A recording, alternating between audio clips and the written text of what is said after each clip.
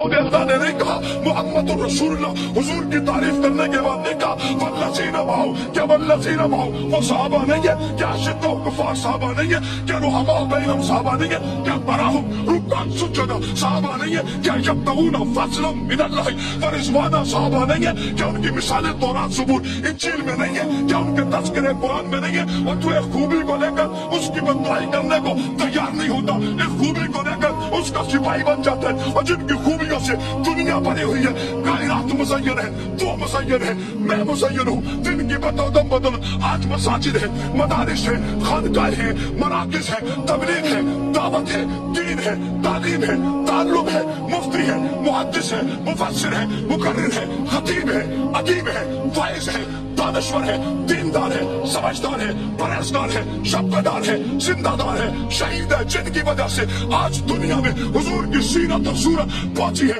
تو اے خوبی کی وجہ سے اپنے ایم این اے، اپنے ایم پی اے، اپنے لیڈر کی توہین برداشت نہیں کرتا۔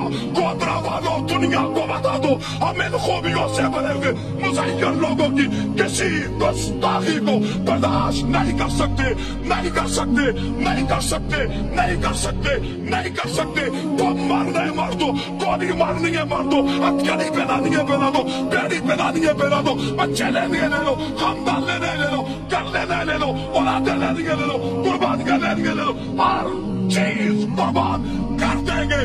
رب کی قسم صحابہ کی عزت بھی آج نہیں آنے دیں گے۔